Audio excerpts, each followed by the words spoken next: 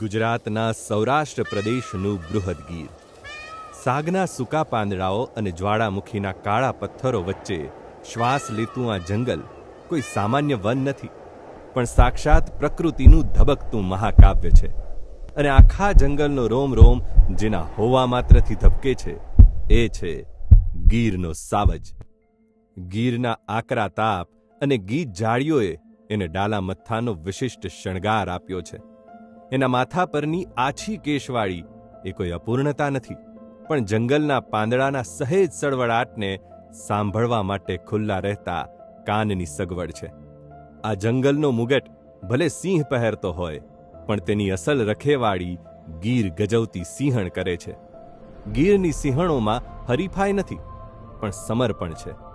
જ્યારે કોઈ એક સિંહણ શિકારે જાય ત્યારે બીજી સિંહણ પારકા બચ્ચાને પણ પોતાની છાતીએ વળગાડીને ધવડાવે છે. બહેનોના આ અતૂટ પ્રેમે જ આખી પ્રજાતિને એક તાંતણે બાંધી રાખી છે. આ જ વગડામાં સિંહોના આ રજવાડા સાથે એક તાલ થઈને જીવે છે નેસડાના માલધારી. ધૂળિયા રસ્તે માલઢોર લઈને જતો માલધારી અને થોડે દૂર શાંતિથી બેઠેલો સિંહ. આ દ્રશ્યમાં કોઈ ભય નથી હોતો. જો ક્યારેક સિંહ પશુનું મારણ કરે તો માલધારી તેને પ્રકૃતિનો કર કે પ્રસાદ સમજીને હસતા મુખે જતું કરે છે. એક એવું સહજીવન જ્યાં વનરાજ અને માનવી બંને એકબીજાની મર્યાદાનું સન્માન કરે છે. અને જ્યારે અષાઢના વાદળો ગીર પર ઉતરી આવે, આ સમય હોય છે નવ સર્જનનો, જ્યારે વનરાજ પોતાની નવી પેઢીને જન્મ આપે છે. આ પવિત્ર કાળમાં માણસજાત જંગલના ગર્ભગૃહમાંથી સદંતર બહાર નીકળી જાય છે. નવી જન્મેલી આંખો જ્યારે પહેલીવાર ગીરને જુએ ત્યારે કોઈ દખલગીરી નથી હોતી. આપણો આ શૂન્ય હસ્તક્ષેપ જ એમના માટે સૌથી મોટી ભેટ છે. આ જ શાંતિ અને સુરક્ષાનું પરિણામ છે કે એક સમયે માત્ર 20 કે 22ની સંખ્યામાં બચેલા સિંહો આજે અંદાજિત 900ની ડણક સાથે આખું સૌરાષ્ટ્ર ગજવી રહ્યા છે.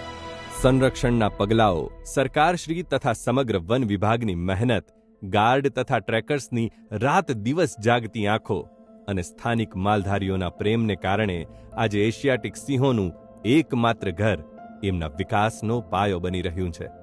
આ સફળતાને વધુ વિશાળ બનાવતા આપણા પ્રધાનમંત્રી માનનીય શ્રી નરેન્દ્ર મોદીજીના સફળ નેતૃત્વ અને પ્રકૃતિ પ્રેમી દીર્ઘદૃષ્ટિથી સિંહોનો વિસ્તાર 20,000થી વધીને 35,000 ચોરસ કિલોમીટર સુધી પહોંચ્યો છે.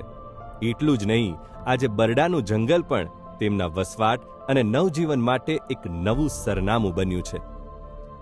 આ વિશ્વ સિંહ દિવસે આપણે સંકલ્પ લઈએ કે સિંહની પજવણી અટકાવીએ અને ગીરને સ્વચ્છ તેમજ દરેક પ્રકારના પ્રદૂષણથી મુક્ત રાખીએ. ગીરનો સિંહ માત્ર ગુજરાતનું ઘરેણું નથી, એ અસ્તિત્વની જંગ જીતવાનું એક જીવંત પ્રતીક છે. આપણો પ્રાચીન વારસો છે. આ ગર્જના માત્ર સિંહની નથી, પ્રકૃતિના અખંડ વિજયની છે.